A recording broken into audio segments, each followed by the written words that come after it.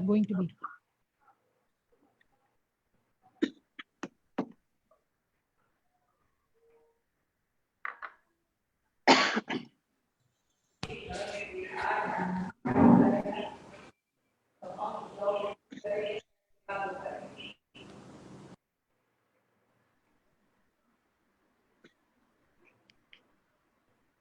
Yes, ma'am.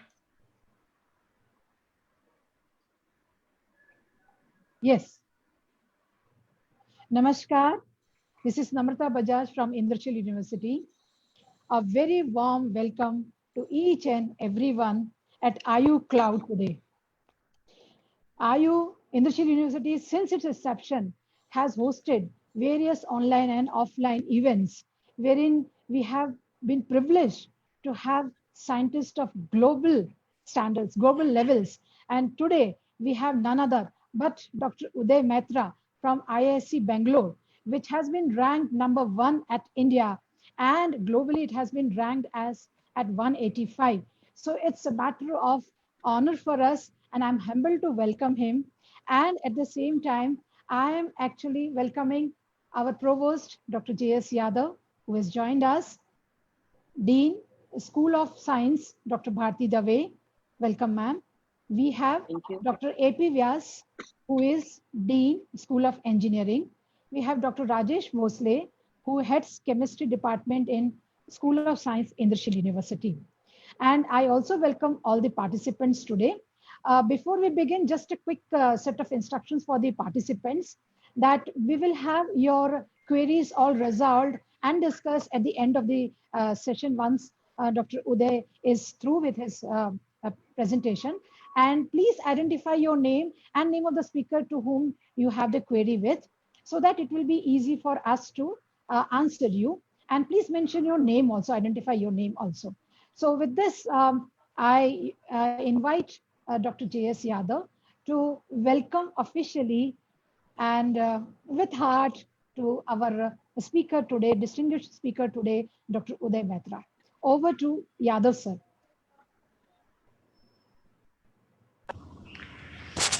Hello, Dr. Uday, all participants, Namrata, Dr. Bharti, Dr. Amish Vyas, Dr. Bhosle, and everybody, and all participants. Welcome to this webinar.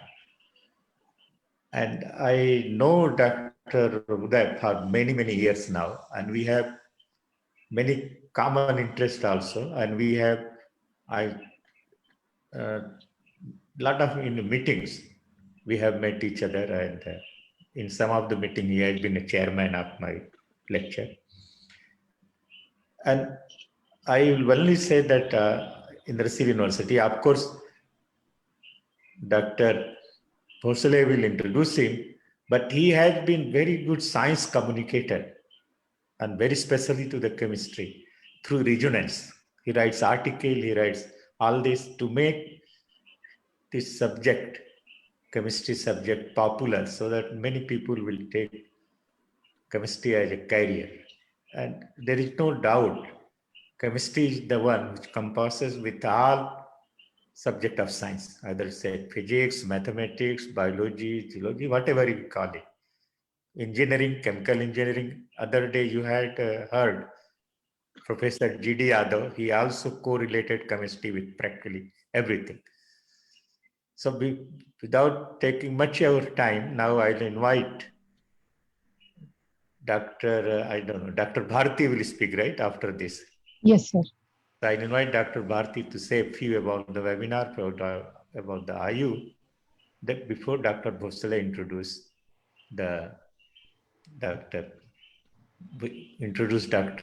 Uday Maitra. Dr. Bharti, to you. Thank you, Yadav, sir. Over to Bharti, madam, for this. And again, the topic is very interesting today. That is opportunities in chemistry, the central, useful, and creative. So let's see that students will and participants will enjoy this session. Over to Bharti, madam, to have a quick glance of Indrashil University, its genesis, and its constituents. Over to Bharti, madam.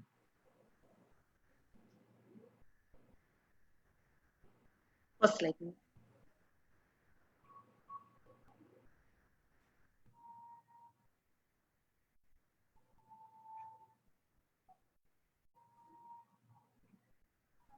So very good evening to all, and I welcome you all to this webinar which has been hosted by Indrashil University. Next slide, please. So the source of inspiration behind establishing this university was Shri Indravardhan Bhai Modi, who was the founder chairman of Cadila Pharmaceuticals Limited. He was popularly known as the medicine man of India because he truly believed that Cadila should work for the poorest of the poor and the medicine should be affordable so as to reach to the masses of our country. So Indrashil University was established as a philanthropic initiative of our beloved Chancellor, Dr. Rajiv I. Modi, in loving memory of his parents, Shri Indravardhan Bhai Ambalal Modi and Srimati Sheila Ben Modi, who laid the foundation stone of Cadila Pharmaceuticals Limited in 1951. So if you see to the success of Cadila Pharmaceuticals right from the very beginning, it was initiated in one small room in Hasot village of Bharuch district in Gujarat. Initially, when it was established, Shri Indravardhan Bhai Modi, a very humble and noble person, used to move around on a bicycle, used to market and sell his products in the town of Hasot. So to honor their legacy of care and compassion, the university's governing body and Dr. Rajiv Modi are determined to holistically transform and develop this university into a hallmark of global academic excellence. And based on this, our university is envisioned as a world-class university with focus both on academics and research. Shri Indravardhan Bhai Modi truly believed that it is research and innovation which would create a benchmark in the Indian education system. And this is what the National Education Policy 2020 says. Next. If we see to the milestones of success of our university, Cadila Pharmaceuticals was established in 1951. It is one of the largest privately held pharmaceutical company of our country. At present, it has been spread over 90 different countries and it has over 10,000 employees. So this Cadila Pharmaceuticals industry established Saraswati Education Foundation in 2016, and it was in 2018 that Indrashil University was established as the first life sciences university of our country. Seeing to the success of our university in 2019, Niti Aayog, Government of India, supported us with its flagship program of Atal Incubation Center, which was created to encourage youth of our country to initiate startups and become future entrepreneurs of our country. And within the same year, Indrashil Innovative Foundation had been established with the active support of Government of Gujarat with its startup and innovation policy SSIP. Next. As I always say, the success of any institute depends on its leader. So we have as our mentor of the entire university, Dr. J.S. Yadav, a person who is nationally and internationally known as one of the best organic chemists of our country. He is the provost of Indrashil University. He is the mentor and director of Indrashil University. He had been the former director of Indian Institute of Chemical Technology, Hyderabad. He has been awarded with several scientific awards of highest recognition. And to name 2 or 3, he has been awarded with Shanti Swarup Bhatnagar Fellow, J.C. Bose Fellow. To see to his research credentials, he has about 150 plus patents, 1400 publications, 250 PhD students, 11 students are still working under him in chemistry, and his research publications have been cited for about 27,000 times. Next. Indrashil University offers academic excellence. Our main objective is to offer academic excellence both in teaching as well as research. As we are associated with Cadila Pharmaceuticals, our curriculum is industry tailored, and as a result, we expose our students to industries at a maximum level. We offer industrial internship, which is credited for about 4 to 5 months. We help the students for their placement in industries. And as the National Education Policy says, we focus on overall development of our students, both in curricular as well as extracurricular activities.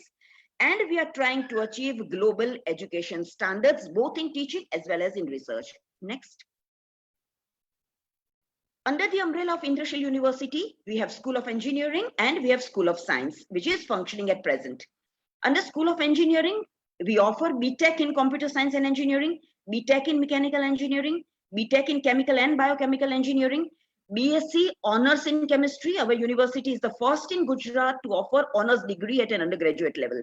BSc Honours in Biosciences, MSc in Chemistry, MSc in Animal Biology, MSc in microbiology, and we offer PhD programs in both these schools.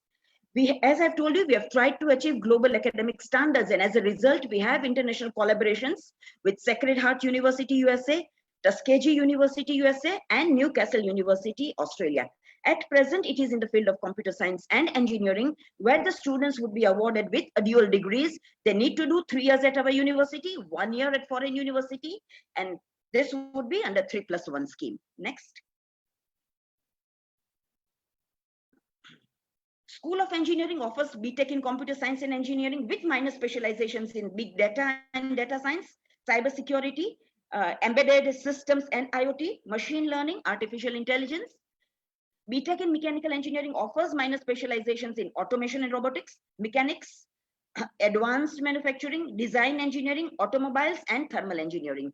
BTech in Chemical and Biochemical Engineering offers Bioprocess Engineering, Environmental Science and Sustainability, Process Modeling and Optimization, Micro and Nanofluidics. Next slide, please.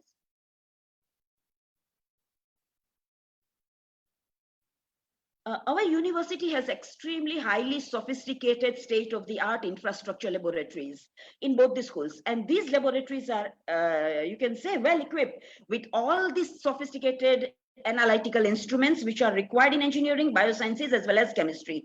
We have a number of gas chromatographs, we have GCMS, we have thin layer chromatography, we have FTIR spectroscopy, we have IR spectroscopy, and all the instruments, equipments that are required both in engineering, biosciences, as well as chemistry. We have a laboratory which is well equipped in cell biology, in animal biology, as well as in microbiology, with all the minor instruments which are required. Next. This picture shows the, you can say, highly sophisticated infrastructure laboratory facilities that we have in our chemistry laboratories. So at present, we have 6 MSc laboratories and 7 to 8 research laboratories. All of them are well equipped and well furnished. Next.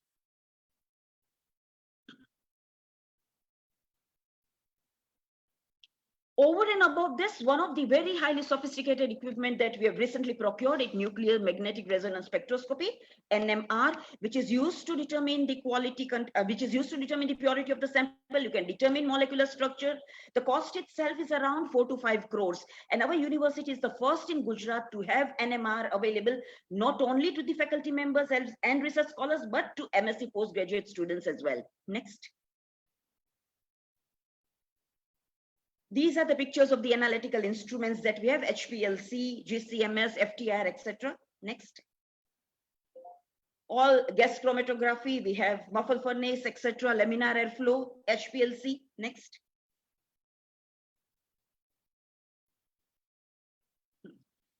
As we are associated with industries, we have industry academia linkage, which is the need for National Education Policy 2020. So we are associated with our parent institute, that is Cadila Pharmaceuticals, CII, Entrepreneurship Development Institute of our India, Karnavati Engineering, National Chemical Laboratory, Pune, Indian Institute of Chemical Technology, Hyderabad, where our students are going for their internship programs to these CSIR laboratories. Next slide, please. Our MOU Focus Activity is towards internship programs, faculty trainings and guest lectures by eminent faculties, live project and research, setting up of IoT and augmented reality labs, establishing Center of Excellence for Skill Development, and we have industry-specific course curriculum. Next. Yeah. So this slide shows our students for their internship programs and industrial visits where they are interacting with the industrial experts. We organize at least one industrial visit per month for both engineering as well as School of Science students. And we have accredited internship program to industries for about 4 to 5 months. Next. As I had already previously mentioned, we focus on overall development of the students. So our students are even exposed to both extracurricular and co-curricular activities in terms of sports, where ample, you can say, emphasis has been given even in National Education Policy. All the cultural activities, Garba, which is the most vibrant festival of Gujarat, etc. As I had told you in my very first slide, that we encourage startup and entrepreneurship to the young researchers, to the young generation of our country. So Indrashil University, to support startup and entrepreneurship, we have Atal Incubation Center, which is supported by Niti Aayog, Government of India, and we have Indrashil Innovative Foundation, solely supported by Government of Gujarat under its Student Startup and Innovation Policy. Next slide, please.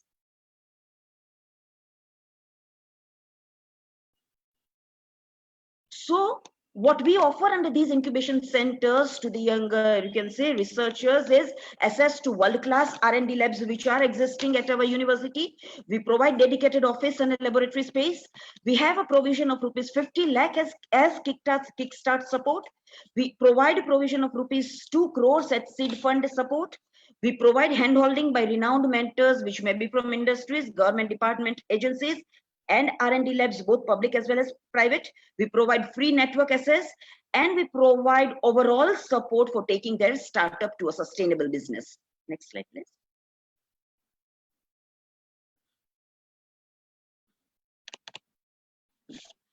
So if any of the students wants any of the details, any more details regarding our university, they can see our website at www.indrashiluniversity.edu.in. They can drop an email at admission@indrashiluniversity.edu.in, or they can call the person concerned at 6359102727. So when the students come to me for seeking advice on seeking what type of institute they should select for higher studies, I always tell them that you should look to 4 criteria, one of which is the institute should have a very strong and well-to-do management. It should have highly qualified faculty. At Indrashil University, we have faculty who are all PhDs as well as postdoctorals with global exposure, you can say, having done their postdocs in 3 to 4 different countries. The institute should have extremely, you can say, highly sophisticated state-of-the-art laboratory facilities and what the university offers you in terms of placement. So I always tell them that Indrashil University satisfies all the above criteria. And that is why I truly wish that your years spent at Indrashil University would truly provide you very good years, very enjoyable years, both in terms of academics, research, as well as extracurricular activities. Thank you. Thank you, Madam, for giving a brief of Indrashil University. It's time now to invite Dr. Rajesh Bhosle to give a brief credential of our speaker today, Dr. Uday Maitra. Over to Rajesh, sir. Hello, everyone. A very warm good afternoon to all the wonderful people present here. It's my great pleasure to introduce today's our guest, Professor Uday Maitra from Indian Institute of Science, Bangalore. Professor completed his bachelor degree study from Presidency College, Kolkata, and master degree from IIT Kanpur. In 1986, he get awarded his PhD degree from University of Columbia. And followed, he completed his postdoctoral study from University of California. In 1989, Professor joined IISER Bangalore as a faculty member. His research area is focused on chemistry of bile acid.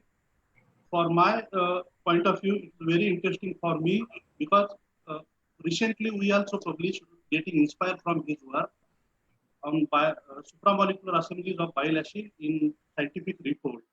Professor has research interest also in hydrogel, organic gel, enzyme sensing, photoluminescence enzyme sensing.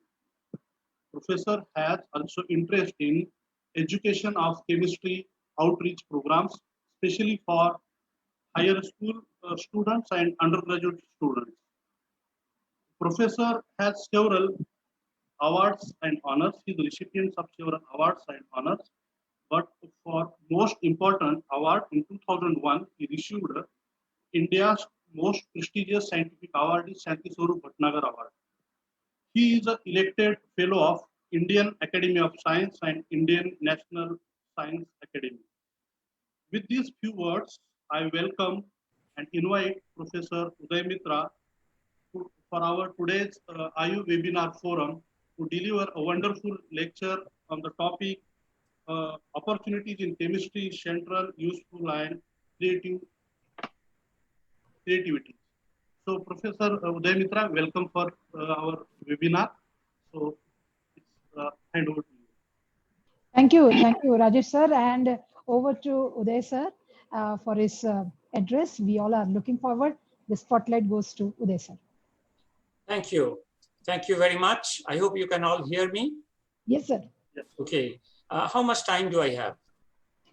Sir, it is at your ease, sir. Your Pleasure, sir. Okay, in any case, let me set my timer here so that I don't go completely outside any range. Thank you very much, Dr. Bhosle, for the very generous introduction. I would also like to thank Dr. Yadav for talking to me and inviting me to share some thoughts about opportunities in chemistry. I have been participating in various outreach activities, but most of those have been in the form of making a presentation to students, which unfortunately I cannot do from my office.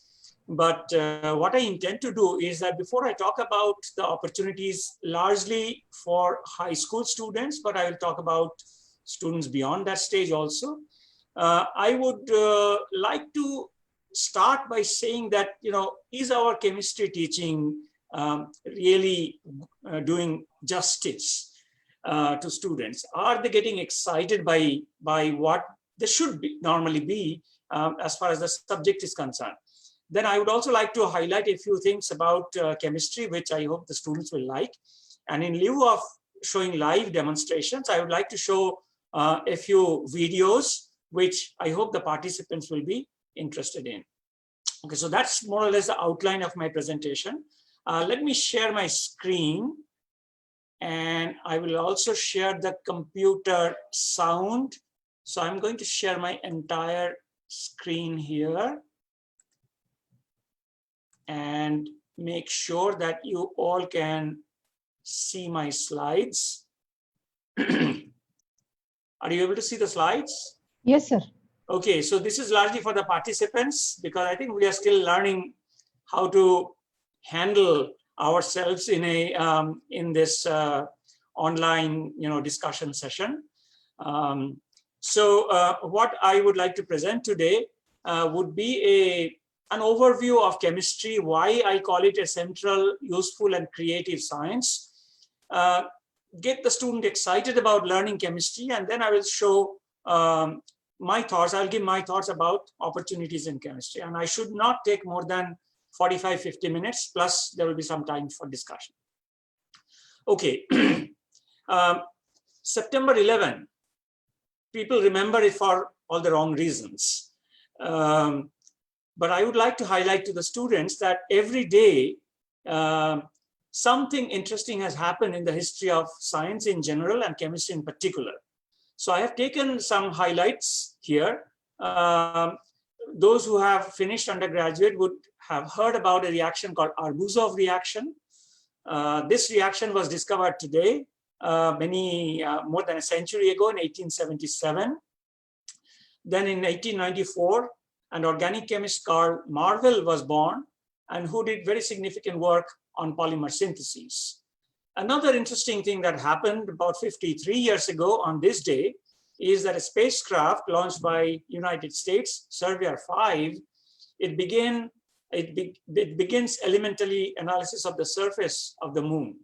And here you see a picture sent by Surveyor 5, where you see, and I will use my mouse to indicate this is one of the landing legs, and that has scratched the surface of the moon. And then this instrument sent elemental analysis data of lunar surface. And I'll highlight why I'm talking about it in a chemistry lecture. I usually start my talk with a big bang in the form of blowing up some hydrogen balloons, one of which you see here. This was December last year when the times were better. And this is how it looks like when it is burst. I can't do that in my office. I'll be thrown out for doing unsafe things. So the best thing I can do is to show you a video of bursting hydrogen balloons.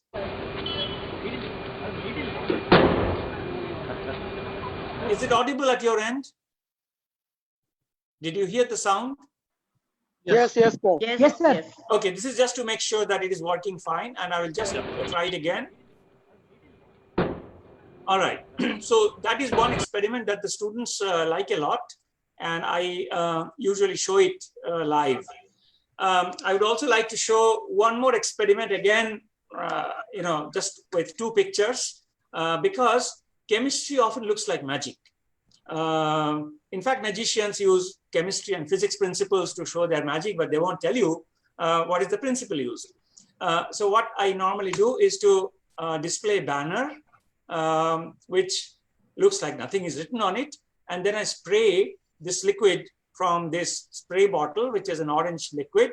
And then all of a sudden, you see a banner opens up and it shows a display. Okay, so in this case, it is chemistry is fun. It was meant for small children at that time. And you can see some of my very young participants also. So then the question that I ask students is that why did two different colors come? And what is the chemistry behind it? Because ultimately, that's what I would like the students to learn by looking at the experiments. And the chemistry, in fact, is very simple. The letters which turned blue, like T and I, they were written with potassium ferrocyanide, whereas the letters which turned maroon were written with potassium thiocyanate. And both of them react with ferric chloride, which is what I sprayed from my bottle, to produce the Prussian blue and the deep red color. So that's the chemistry behind doing this experiment. Our general observations, I'm sure that these are general observations of many of you who are teaching, is that a large number of our best high school students, they go to engineering and IT courses and medicine. Best students do not come to science, and the better among them do not come to chemistry. The better students go to physics and some biology and do not come to chemistry. So if we try to find out the reasons for it, we need to find out whether there's a problem with the chemistry curriculum and or chemistry teaching in high school. So I just want to spend 1 or 2 slides on it. A number of years ago, in fact, 6 years ago, when I looked at the NCERT syllabus, that's kind of like a standard syllabus followed in CBSE schools. I will list the modules in class 11 on the left and class 12 on your right. Okay. So again, there are some general chemistry, inorganic physical chemistry, inorganic chemistry. These are grouped together. A lot of descriptive chemistry. But what is really, strange is that chemistry in everyday life, that is something we should know first. That is the last module in class 12. When the teachers are trying to finish the syllabus and maybe they don't have time even to talk about it. I believe that chemistry in everyday life should go right there in the beginning.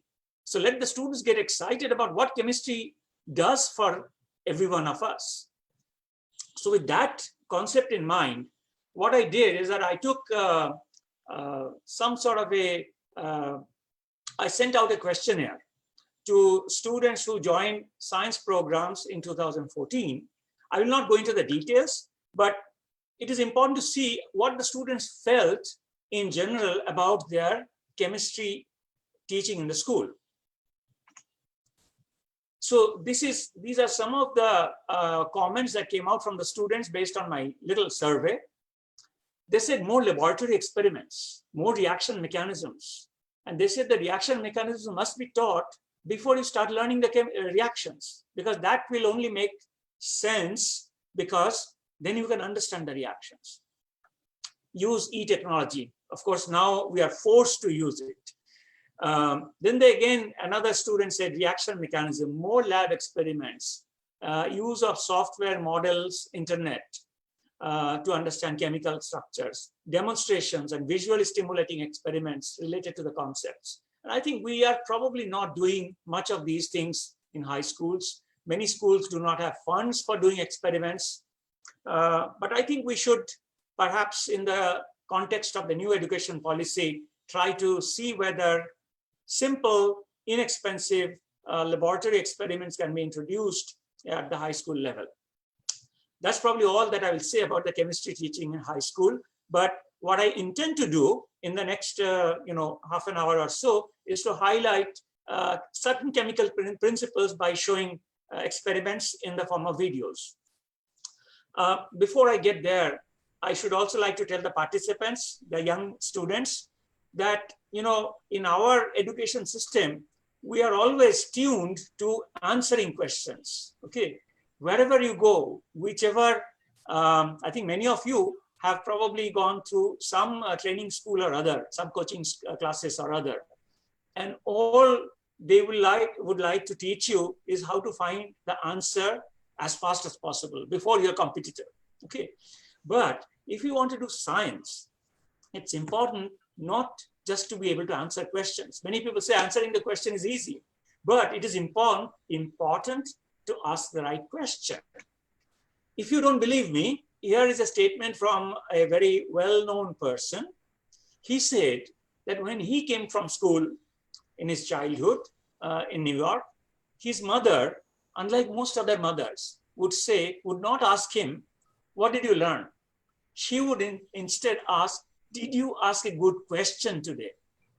And then he goes on to say that difference, asking good questions, made him become a scientist. And who is he?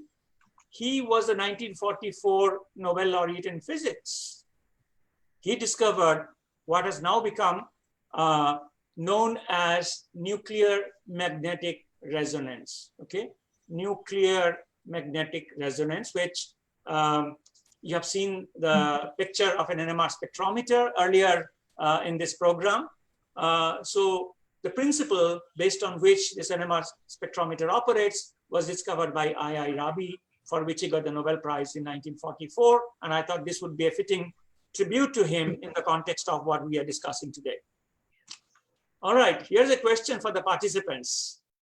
Okay, but there's no prize in guessing what this is. You have all studied it in your history book. Okay, so that's not the real question. That's just warming up. The real question is this. And this has to do with a chemical principle that you have all studied in the 12th class. Okay, and this looks like a big reactor. In fact, this reactor has played and continues to play a very important role in our daily life, in the food that we eat. Okay, I think I've given enough hint. This is actually a reactor about 30 feet long. Here you see a colleague of mine standing there. So this is about 30 feet long. So my question to the participant is that which reaction has it been used for? Okay, and I'll give the answer at the end. All right, now a few things about chemistry, and chemistry being the sort of science that is present everywhere. I think I have lost power, but I have backup, and as long as the internet is okay, it should be all right. So what you see is a picture of Earth taken in 1972, when Apollo 17, the last mission to the moon, that's why I have the moon as my background, took this picture of the Earth. And it is called fondly the blue marble. And there's a lot of chemistry going on here, you know, on the Earth, in our body. But if you look at a dead planet, Mars, okay, this picture was taken much later in 2006. You see practically no chemistry other than some chemistry that goes on in the atmosphere and the soil. And that's the difference between life and death, more or less, in a broad way. But what is interesting is that, you know, many students, many participants at your age, you get excited by the interplanetary missions. I'm sure that many of you look forward to all these NASA missions, our ISRO missions, and so on. But what is interesting is that the main mission, the main sort of scientific project behind this interplanetary mission is in fact to carry out chemistry. Okay, what you see here is on the surface of Mars again. This was July 1997, 4th of July. There's a small robot. It is placing a small equipment against this particular rock, and basically to carry out chemical analysis. So physics and engineering will take the spacecraft on the surface of Mars, but what is it going to do there? Do chemistry. Okay, so that's why I say chemistry is everywhere. And what did this instrument find? What it discovered was that there was a lot of iron, which gives this red color, and many, many other elements which were present.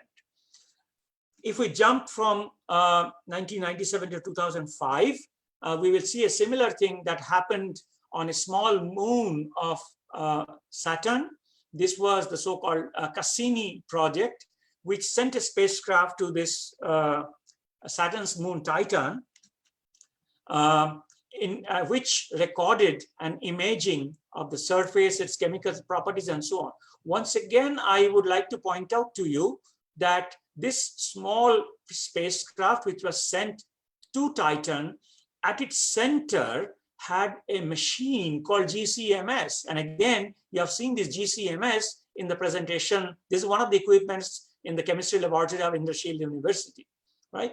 So in the heart of this instrument is actually a chemical analytical instrument which measured the concentration of the gases in the atmosphere of Titan when it descended. So that's why I say chemistry is everywhere. And you should also know that chemistry is, in fact, is a central subject. This is what Dr. Yadav also mentioned. It is important to biology, geology, material science, and many engineering disciplines. It is, of course, useful. And that is something our students are not taught right in the beginning of the 11th class or first year PU, that chemistry provides many materials essential to everyday life, knowledge to better human, veterinary, and plant care, better food, and better environment. Power is back, so you can see me more clearly. And of course, chemistry is very creative because chemists are the only scientists who can make molecules. Nobody else can make molecules, only chemists. Okay, and every new molecule has an interesting property. Some properties may be useful for biology, some property may be useful for materials applications. So here I show two pictures. One is a synthetic pyrethroid, which has often been used as insect repellents. And here is a non-lutein, the first contraceptive pill for women that was made sometime in the 1950s. Many people ask, what's there in the future of chemistry?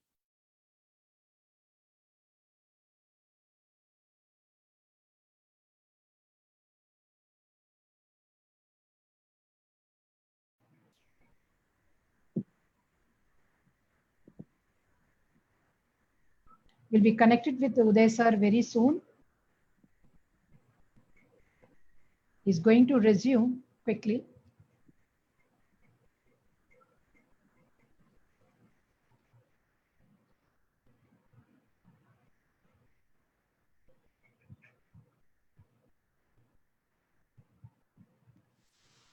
Yeah. Yes, sir. I think I have lost connection for a while. Just connection yes, for a short time. Let me go back to my screen. Future projection, sir. Yes. All right. Okay. So chemistry is increasing interface with biology and material science. That is still going on. So if you want to be a good biologist, I would advise you first study chemistry. If you want to be a good material scientist, first study chemistry, because then you will understand properties at the molecular level. And therefore you can go to biology and to material science. Another area which has become very important in the last 15, 20 years is what is broadly called green chemistry. And to highlight it to the young participants, I will only say you try to do chemistry which is friendly to the environment. And what it means, there are actually 12 principles of green chemistry, but I will not go into the details of that. But the most important points are that you should do chemistry in a way that consumes less energy and generates less waste. And you can imagine that this is not only important for a small chemistry laboratory, but it's also very important for industry. Because if they reduce energy consumption, if they reduce waste generation, then the cost for production goes down, environmental pollution goes down. The third area that I would like to highlight today, and I think this is very important in the context of what is going on all over the world now, is that chemists can develop and make new drugs. Nobody else can.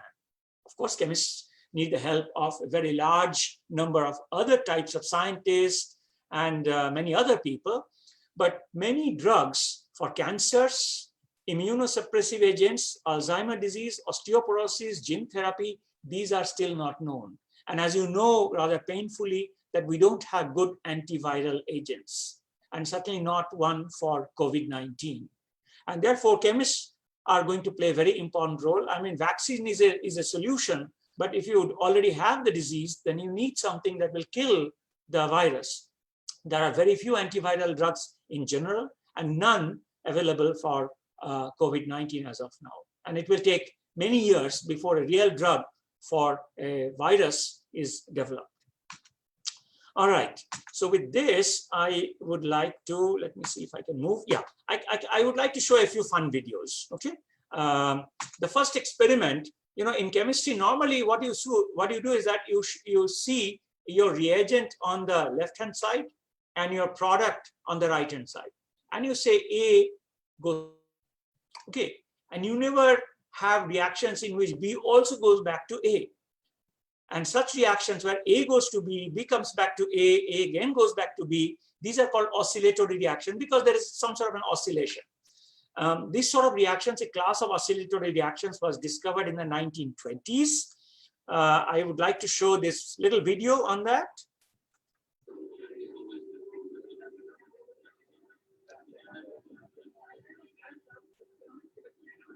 Becomes colorless. Again color. Again colorless.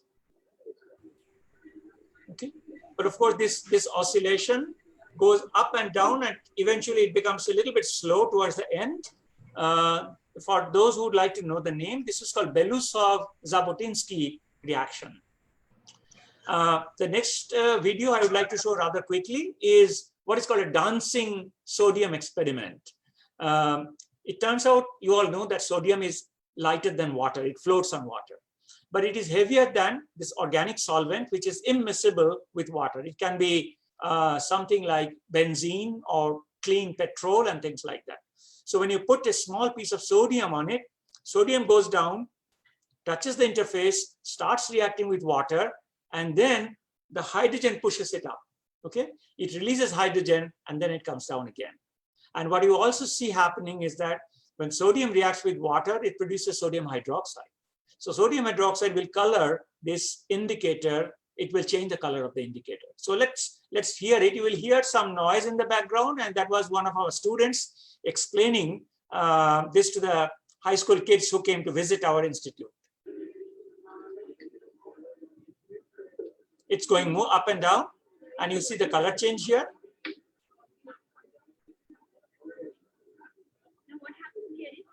So it is going up and down and up and down. Okay. All right, and now you see that the color of the indicator has completely changed. All right, now a little bit about chemistry. Chemistry is all about making and breaking bonds. If you don't make bonds, if you don't break bonds, there is no chemistry. If you just consider the periodic table, there is no chemistry there. There's a lot of potential for chemistry, I would say. Okay, but until you make and break a bond, there is no chemistry. And this gentleman, he in fact, in 1916, published the first paper on chemical bond. Of course, bonds existed for millions of years, if not billions of years. But he was the first chemist who gave a good understanding of bonds, and all high school students have heard about him because they have all written Lewis dot structures. So this is electron was discovered in 1897. And 5 years after that, Lewis came up with this idea about cubical atoms. And these are images from his notebook in 1902. And in 1916, he published a paper on the concept of the chemical bond. So in 2016, in fact, was celebrated as the year of as the centenary year of the chemical bonds sort of understanding. Okay, for high school students, a simple way to explain bonding or weak bonds, strong bonds are using these orbital pictures. Okay, and I'm going to use that to show a weak bond, because all of you have studied that if an atom is small and another one is big, the bonding is rather weak. It's like trying to shake hand with a baby. Okay, the physical bonding becomes very weak. And such examples are, for instance, nitrogen and chlorine, nitrogen and iodine. They form very weak bonds. On the other hand, if the two orbitals are of comparable sizes, they have good handshake and very strong bonds. Okay. Now, let's have a little bit of fun using these principles. A weak bond is basically source of energy. Now, I said that nitrogen-iodine bond is rather weak, so therefore it must be energy rich. So now let's make not one, but 3 Ni bonds. small nitrogen, 3 big iodines around it. Okay, so it packs a lot of energy. And let's see what happens. Okay, and this is again meant for the young participants, not for people like us. But let's see, I think we will all enjoy this. What you see here. When nitrogen triiodide, the dark-colored solid, is dry, it is very sensitive to touch or any vibration. Simply touching it with a feather causes it to explode or detonate. One detonation causes another to occur. One product of the reaction is violet iodine vapor. So what you saw is that Ni3 is so shock sensitive that just touching with a feather makes it explode. It has so much energy and it is so shock sensitive. Now that's a weak bond. There's another type of weak bonds called hydrogen bonds. And I would like to again highlight the importance of hydrogen bond because hydrogen bond plays a very important role in biology. You may have heard about protein structures, DNA structures, because I know that this is one of the chapters in your class 12 chemistry textbook. So one of the components of a protein structure is called alpha helix, one of the sort of building blocks. That is held together by hydrogen bond. The DNA double helix, which is again a very important molecule, and I'm sure that everybody going through class 12 would have known about DNA, that is also held together by hydrogen bonds. Not only a peptide or a DNA, but hydrogen bond plays a very important role in water because the fact that water is a liquid at room temperature is because of very strong hydrogen bonds. If you freeze water, and as you know that freezing water increases the volume, makes the density lesser. And on the lower left, you see an animation. In liquid water, there are lots of dense hydrogen bonds like what you see there. But when it starts to freeze, it opens up. It takes up more space, the density decreases, and it floats in water. All right, that's all fine. But can we think about an experiment on this? I'm sure that many of you, when you were kids, you might have taken a bottle of water, if you can see the bottle of water here, and kept it in the deep freezer. And you know what happens. The volume expands, the bottle gets deformed. If it is a glass bottle, it will essentially explode, it will break. But I'm going to show you an experiment quickly. The ice bomb illustrates the fact that the volume of ice is greater than the volume of an equal mass of liquid water. You take a steel container. Some cold water is poured into a cast iron bomb, and a threaded plug is screwed into the bomb so that the bomb is tightly sealed.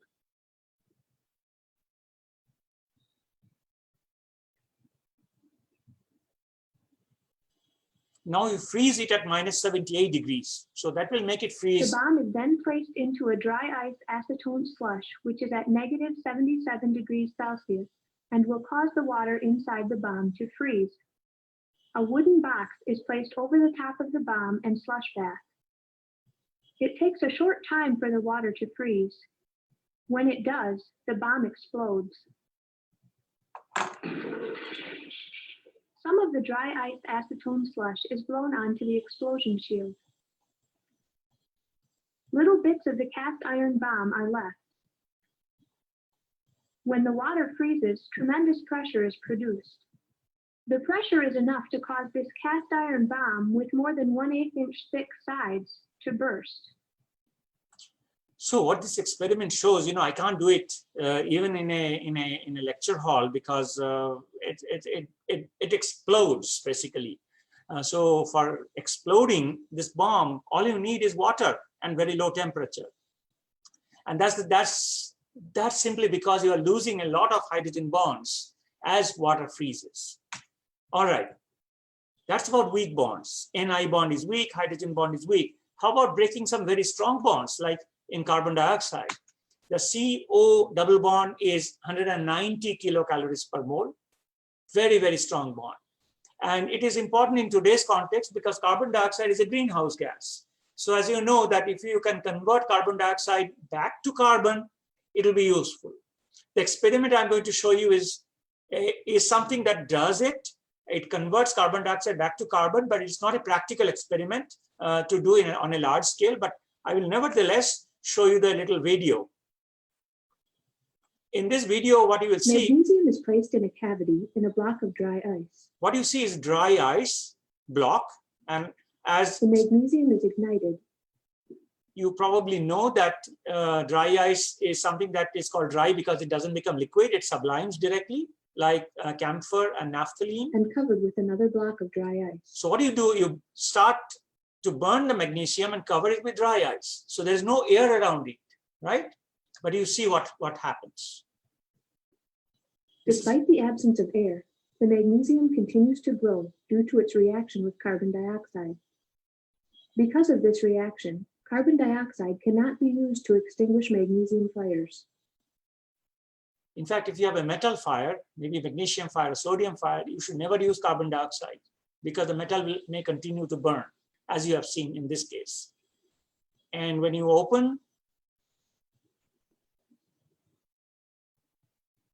the reaction products are white magnesium oxide and black carbon.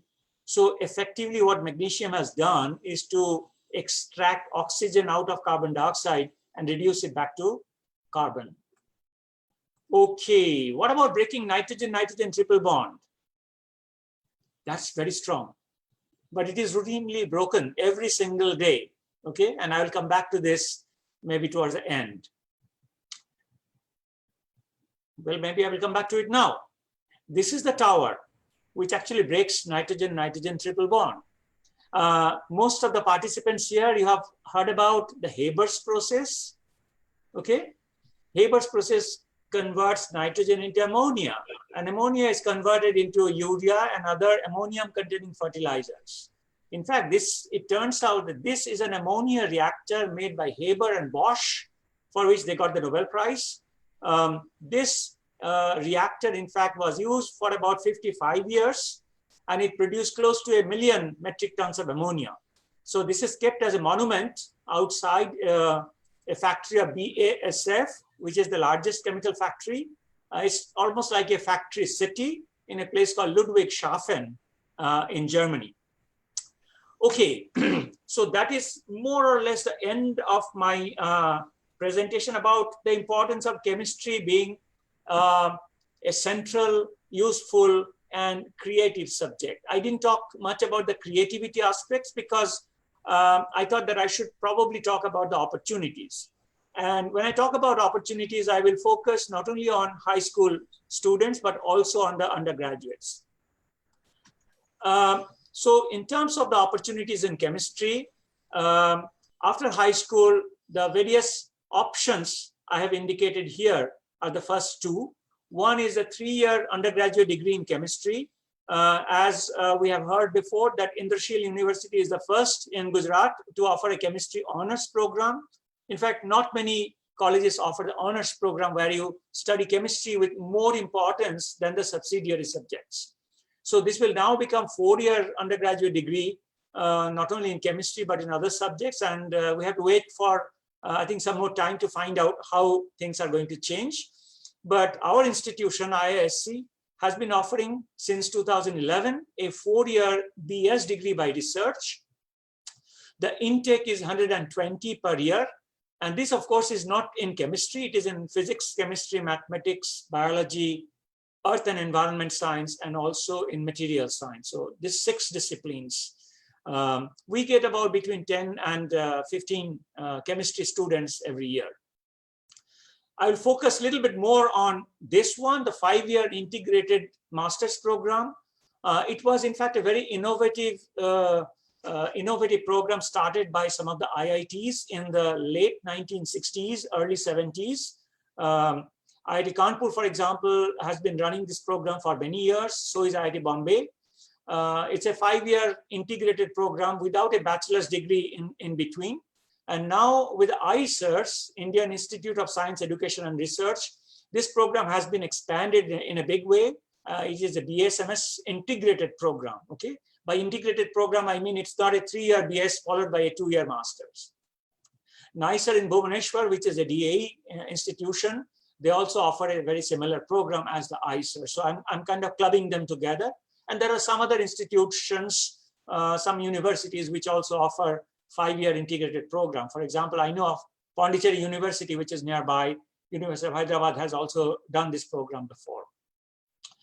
In terms of post-BSc programs in chemistry, the 2-year MSc degree is the most common degree after BSc in chemistry or in one of the allied subjects. And this is offered by most universities, including the host university today, IITs, ISERs, NITs, and as I said, most universities, and some colleges which have this affiliation with universities and which are sort of autonomous colleges. There is also another program, in fact, that was also started in the Indian Institute of Science in 1990, about 30 years ago, which is called an integrated PhD program after BSc. And usually in these programs, the MSc degree is not given in between. If you get an MSc degree, that means you are not able to complete the PhD requirements. And of course, under exceptional circumstances. And these are called integrated PhD programs. It can take between 6 and 7 years for the entire program.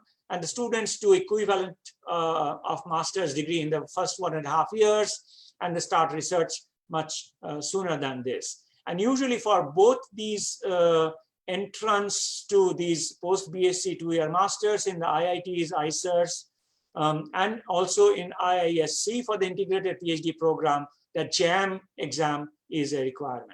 Okay. Since I talked about ISERs, I would like to spend a little more time because since the first ISER started almost a little less than 15 years ago, the concept of sort of equivalent IIT equivalent system in science really expanded.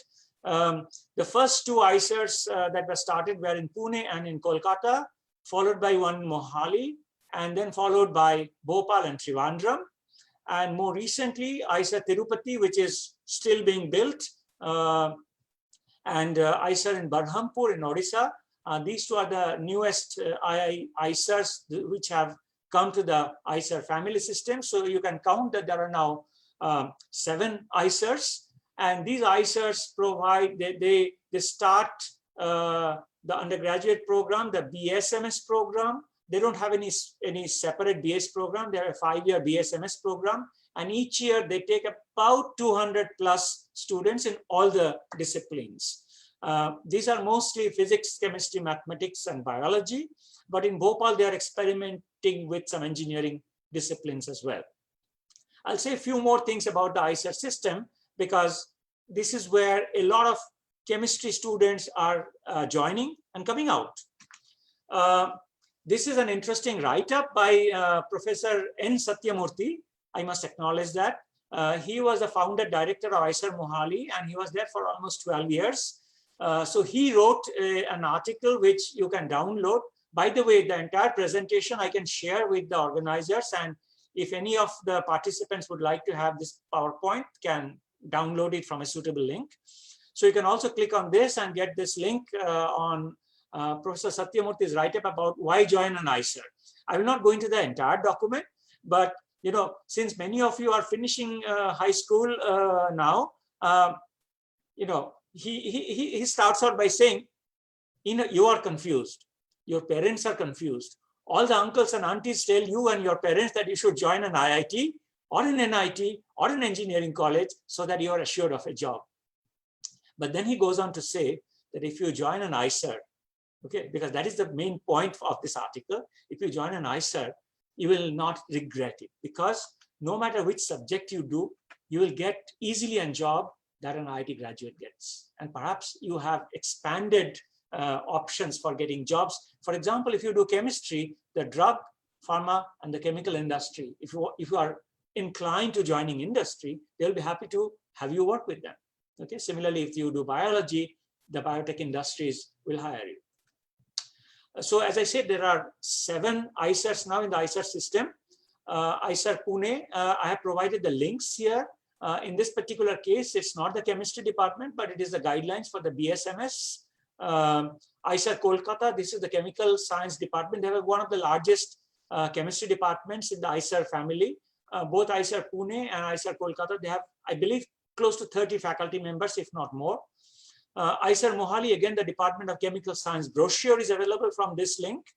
And about the other 4 ISERs, I have got their logo and the chemistry department links on this particular slide. So that if the students are interested, they can go there and find out the links. Now, as far as admission to ISER and our institution is concerned, generally most students are taken through the KVPY program, Kishore Vaigyanik Protsahan Yojana, and I will spend a couple of minutes on that a little bit later, or through the IIT JEE. But in our institution, for instance, the cutoff ranks are actually very, very high. But in general, for the ISERs, because there are 7 ISERs and close to about 1,500 seats each year, and it's probably going to go up. So anybody who has a valid KVPY rank can get direct admission after counseling. So that's one of the ways to get into the ISER, by getting a KVPY fellowship. And of course, a good rank in JEE, IIT JEE. We should not forget the IIT system. I myself was a student here at IIT Kanpur. I did a 2-year master's program. Many of my colleagues here, they have come through the 5-year integrated program operated by IIT Kanpur. And there are now, as you know, that the first IIT that was instituted was in Kharagpur, IIT Kharagpur, that's the oldest IIT. And then that was followed by many others, Bombay, Madras, Kanpur, and Delhi.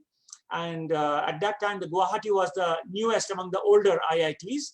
And of course, now there are 23 IITs, almost one in every state, leaving a few of the states in the northeast corner of the country. Similarly, there used to be a class of engineering colleges. So all these, so before I forget, all these IITs offer the 2-year master's program. Some of them offer the integrated PhD program as well. The NIT system, and there are close to 30 NITs all over the country. These used to be called in the earlier days the regional engineering colleges, or RECs, and subsequently they have been upgraded in the National Institute of Technology. Of course, the main focus there is engineering disciplines, but many of them have a master's program in sciences, including in chemistry and physics. Finally, I would like to say a few things about the IISc undergraduate program.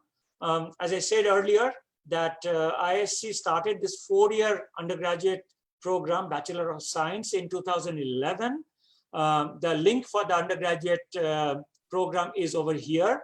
And again, I would like to repeat that most of the students are taken through KVPY, by a combination of KVPY and IIT JEE ranks. And as I said, that the cutoff here in IISc is very high. I believe in KVPY, it goes only up to rank about 200. It's very competitive, and we get some of the best students.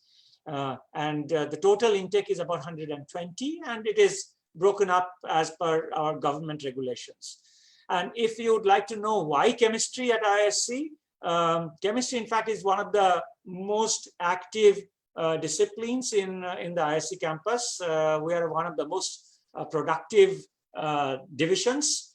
Here it is not a department, but chemical sciences division, and there is 5 departments, and I work in the organic chemistry department.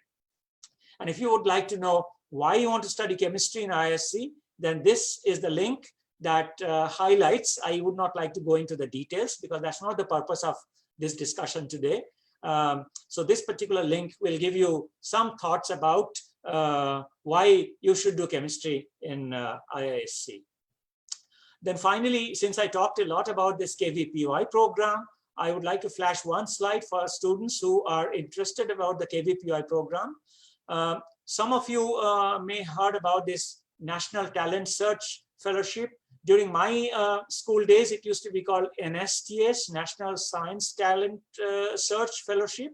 And a number of years ago, it was renamed as KVPY, Kishore Vaigyanik Protsahan Yojana, by the government of India. It is run by Indian Institute of Science, but it is actually a Department of Science and Technology program. Our institution runs it. And basically, there are two streams by which the students get the fellowship. One is when they are in their 11th standard or first year PU, that is called SA. Whereas when they are in the second year PU or class 12 or in the first year undergraduate, then that stream is called SX and SB. And the requirement is that you must join a science undergraduate program, basic science undergraduate program, to avail the fellowship. And the monthly fellowship for the first 3 years is about 5,000 rupees and an annual contingency grant of about 20,000 rupees that allows one to buy books related to studies, participate in summer research program, travel money, and so on. Whereas in the last 2 years, 4th and 5th year, the fellowship goes up to about 7,000 rupees, and the annual contingency grant, which is about 4 months fellowship, that goes up to 28,000 rupees per annum. And this, of course, is subject to fulfilling certain minimum requirements and so on. I would like to point out that normally the exam is held in the first Sunday of November, but because of the COVID related problems, the applications are still open. So those in the audience who are interested in still applying for KVPY SA, class 11, or SX and SB, which is class 12, second PU, or first year undergraduate, you can still apply because the last date of online application is 5th of October 2020. You have just about 3 weeks to submit your application, and the date of examination is 31st January 2021. Okay, and unlike previous years when there was a written test followed by an interview, this year there will be no interview, so the selection will be based exclusively on the written test, which is also an online test. Okay. All right, so that's all about KVPY, and those who are in the audience who would like to pursue a career in science, I will strongly encourage you to apply for KVPY. If you get the KVPY fellowship, then it is almost guaranteed admission in one of the ISERs. You may not get your choice of the ISER, but unless you have a very high rank, but you will get into one of the ISERs. The other option is that if you really do very well in the KVPY or in IIT JEE, then you will have a chance to get admission in our institution for the 4-year undergraduate program. Now, an important billion-dollar question is that after you finish all these degrees, what are the options for getting jobs? Because I'm sure that many students are thinking along those lines. I will not take too much time about it because, you know, when you are in class 12, you shouldn't really be thinking about jobs. You should think about pursuing what you like the most, not necessarily what your teachers, your parents, your uncles and aunties are telling you, okay? So if you're interested in industrial jobs after master's or PhD, then there are multiple options in which your chemistry knowledge will be used. There are options in which your chemistry knowledge will not be used, and that is if you go for government jobs, bank jobs, IAS and things like that, then you should not be wasting your time studying chemistry, right? But if you're interested in chemistry, and if you do a master's or PhD in chemistry, then pharmaceutical industries, biotech industries, chemical industries, there are many chemical industries in Gujarat, they'll be more than happy to hire you. After master's, if you are academically oriented, then after master's, your options would be PhD program in the national institutions, universities in India, including the host university today, and of course, universities abroad. And then, of course, the other next question is, after PhD, what do I do? Well, there are again multiple options. You can, again, as I said, that if you are interested in industrial jobs, then these options are open after PhD. But you can also go for postdoctoral training in India. There are various options available now, government fellowships that you can get, NPDF, DS Kothari fellowship, and so on. Or you can go abroad for additional postdoctoral training. And again, if you are academically interested, you can get teaching and research jobs in the national institutes, universities, and of course, colleges if you are only interested in teaching. So that's all about the opportunities in chemistry that I wanted to share with you. But I would like to point out to you that whatever you do, you should do it well so that you are never unsuccessful. So you should have this thing ingrained in your mind that you should never fail. The failure is not an option. To highlight this point, you know, some of you may have heard about this Apollo 13. There was a movie made about it.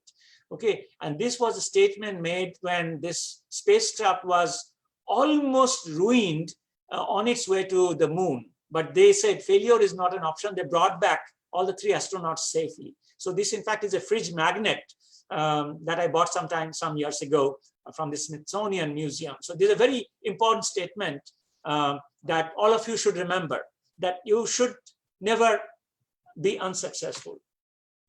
Okay, how much time do I have? Sir, you can please carry on. We are very happy to listen to you, sir. Okay, so I have a slightly longish video about a very famous person, okay, whose picture you see here on the screen. He is the only person, I say only person, who got 2 unshared Nobel Prizes, one in chemistry, one in peace. And he is none other than Linus Pauling. Okay, I have a video of about 7 minutes on the life of Linus Pauling, which I think is very inspirational. And if you allow me to play this, I would like to play it. Sir, it will be our pleasure, sir, please. Thank you. So it is about 7 minutes and 35 seconds. So let me open this. No issues.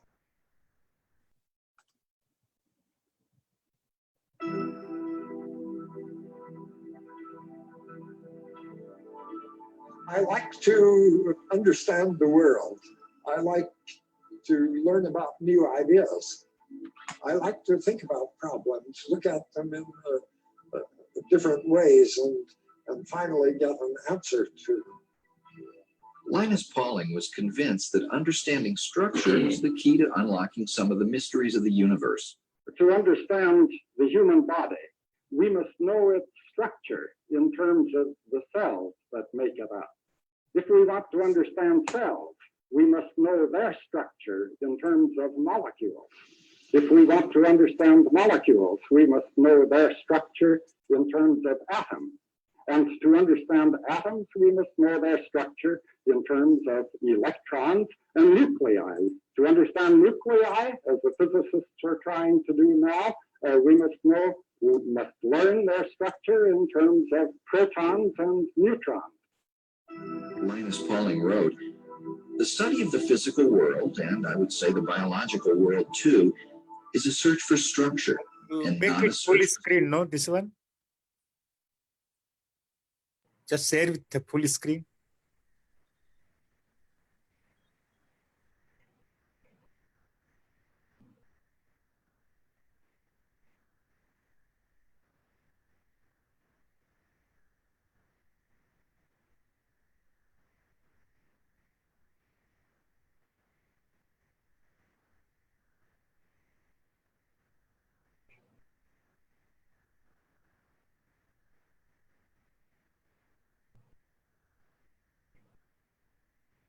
Sir, we have lost the voice.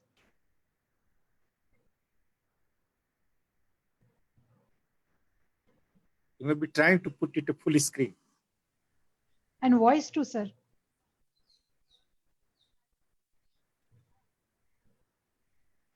The video is missing voice, sir. No. Can you hear me? Yes, I can hear you, sir. I'm requesting Uday, sir. Dr. Uday, sir, please, if you can. We have lost voice for the video. As well, if it can be made full screen, sir. Maybe you can ask him to provide the link. We'll play here. Ask him. Yeah. Sir, in case you can share this video or link with us, later on we can share with us participants.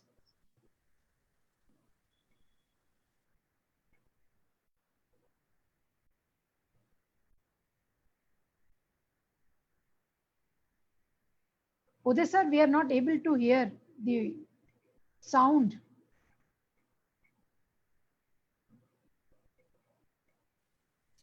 You ask him to share that. We'll put on our website. Website. Yeah, that's what. But he's not able to listen, hear me. It seems we have lost. Uday sir, can you hear me? Uday sir? I can hear you. Any problem? Yeah, sir, we are not able to hear the sound in the video which we got, disconnected. Yeah. Oh, I'm sorry. Let me try it again. Okay. Yeah, I will unshare and share it again. Yeah, and rather Yadav sir has requested if it can be shared, and later on we will put it on our website, if you permit, with your permission. Okay. I will try to do that. Only thing is that I don't have permission to share the video as such, but I can provide a link. Sure, sir. Link also is okay with us, sir. Okay. Yeah, but let me stop sharing it, because then I will go back, and maybe that I have to share the computer sound and the screen. Full screen, sir. We want full screen. Yeah. You want full screen. Okay. Yeah, yes, sir. Yeah. So now at we the have right full bottom. Screen. At the right bottom. So maybe in the interest of time, I will skip showing the video. Okay. Okay, sir. And or would you still like to hear from where we left? I'll just check with the Yadav sir. Yadav sir, what is your take, sir? Yadav sir, can you hear us? Yeah, I can hear that he's saying to give a link, so that link will be used. Okay, fine. Okay, fine. So I will stop. I will not show the video, but I would like to end, but basically for the participants, what I would like to do is to say that one of the most important things that came out of this video, came out of this Pauling video, is that he worked on the alpha helix problem for 11 years. He was not successful. Okay. But he didn't give up. Okay. That's why I said failure is not an option. It was not an option for him. And then in the 1948, when he was sick in Oxford, in a hospital bed, he took a piece of paper and started folding it, and then eventually discovered the structure of alpha helix. Okay. So the point to mention to the young participants is that if you are not successful today, don't give up. Okay, if you are working on a good problem, if you have a good idea, pursue it. Your dreams will come true. And secondly, even if you are in a hospital bed, you should not be in a hospital bed, but even if you are, okay, you can still make great discoveries. But don't try alpha helix, it is already known. Okay. So before I conclude, last year was the International Year of the Periodic Table. Okay, and there's something very interesting and entertaining that is associated with the periodic table. And I don't know how many of you have heard it, but it is called a periodic table song. And this song was in fact created by not a chemist, not a physicist, but by a mathematician. Okay, and that to a Harvard University mathematician called Tom Lehrer. And this was before I was born. I'm pretty old. So sometime in the 1954, this song was generated, and what I would like to show you is an animated version of this song, and then I will close. Okay, so you please check at your end if you are able to. Oops. Sure, if you are able to see this one. Yes, sir. Okay. In case the music doesn't come, music comes, you raise your hand. Yeah. Okay? Like this. Yeah.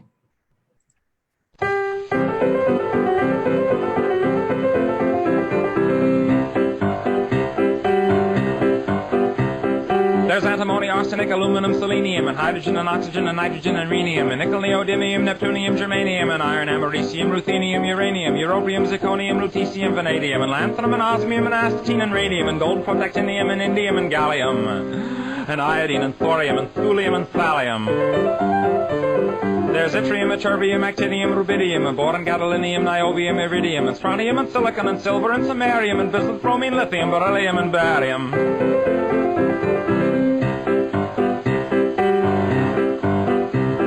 There's holmium and helium and hafnium and erbium and phosphorus and francium and fluorine and terbium and manganese and mercurium, molybdenum and magnesium, dysprosium and scandium and cerium and cesium and lead, praseodymium and platinum, plutonium, palladium, promethium, potassium, polonium and tantalum, technetium, titanium, tellurium. and cadmium and calcium and chromium and curium. There's sulfur, californium, and fermium, berkelium, and also mendelevium, titanium, nobelium, and argon, krypton, neon, radon, xenon, zinc, and rhodium, and chlorine, carbon, cobalt, copper, tungsten, tin, and sodium. These are the only ones of which the news has come to Harvard. And there may be many others, but they haven't been discovered. Okay, that's it. And I would like to again thank Dr. Yadav for giving me this opportunity for this interaction.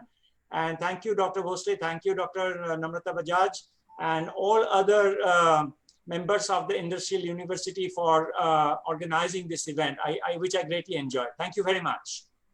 Thank you so much, sir. Please unshare the screen so that we can see you properly, sir. Yes. Yes. Thank you so much, sir. It was my pleasure.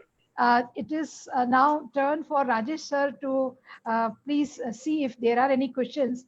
But then I see before we have any questions, but then I see all the audience were so much soaked and absorbed in the way you have shared the interest of chemistry and all the examples of chemistry. I'm really convinced that chemistry is everywhere. So thank you so much, sir. Thank you very much. Yeah, and I see a lot of, sir, accolades coming in the chat box that it was very interesting also. So over to Rajesh, sir. Thank you very much, sir. Wonderful lecture, colorful chemistry. You showed chemistry is like center point of all science. Yes. If the student learn chemistry, they can understand biology or physics, you can say. There are comments came from the chat box. They enjoyed your lecture even in the Gandhinagar. I think in last year, IIT Gandhinagar, you delivered lecture. Yes, yes, I did. So I think few of our audience were there. So they were enjoying, I think they mentioned. And one of the audience find out like what tower you showed the reactor, that's Haber process for synthesis of ammonia. So one of the audience is mentioned already. I noticed showed the that. first time, yeah. I noticed that, yes. Yeah. But I was not paying attention to the chat box or the question and answered while talking.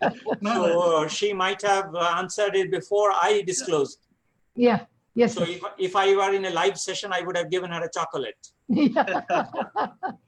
So it was really wonderful lecture, sir, and wonderful experiment you showed, like dancing sodium and weak and strong chemical bond. Even water bomb also, how dangerous. I mean, if it loses its hydrogen bond. Yeah. It seems we have got Rajesh sir, your voice is cracking.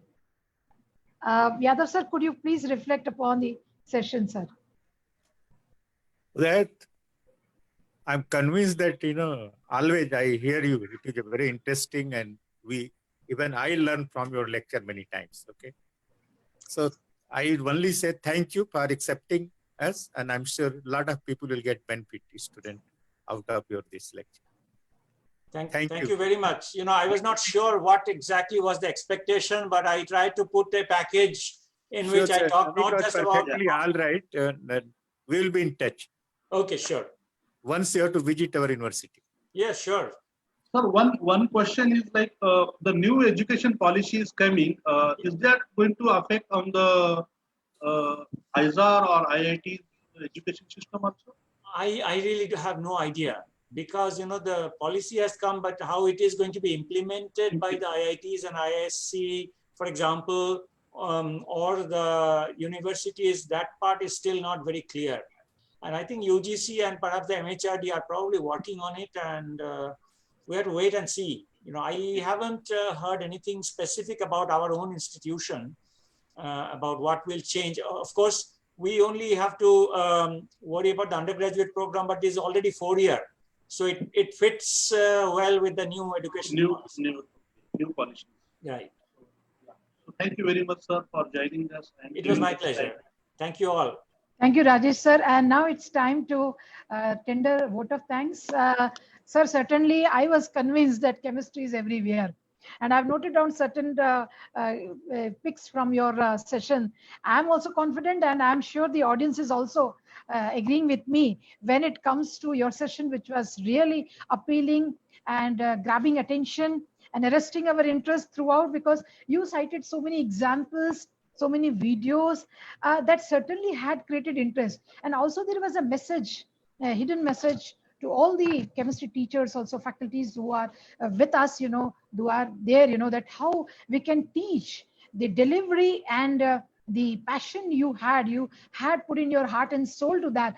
It was very well reflected in the entire session. So how we have to make a subject interesting. So that was an underlining message for all the chemistry faculty also. Though they are very expert in their fields, I have no, qualms or no intention to tell them how to teach. But then, sir, your session has been a very inspiring one and has created interest for the students as well.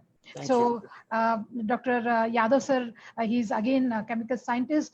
I see the bonding, which you talk about the bonds, so the bonding between IISc and Indrashil University has already been established, and we will continue this bond to be getting, stronger with more and more energy. I just failed, to connect the energy and the bond, the lesser, weaker the bond, the lesser, higher the energy. So maybe, but then I want both energy also, higher energy also, and strong bond also. Sure. So that is what we want, and we are very happy that an 105-year-old ISC has kept, has started bonding with IU, who is only 2-year-old.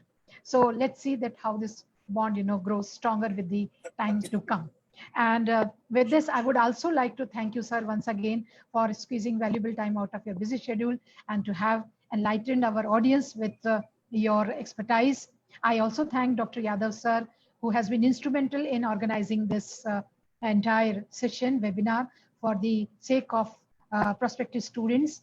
I also thank Dr. Rajesh Bhosle, Dr. Bharti madam for coordinating this event, Vyas sir, who has been always a support to us, admission team, who has been technical support to us and have been roping in all the audience for us. So the entire management, everyone, and the vote of thanks cannot be completed without the audience who have been with us patiently right from 4 o'clock onwards. So thank you all and wish you safety, health, and happiness. Thank you so much, sir. Thank you.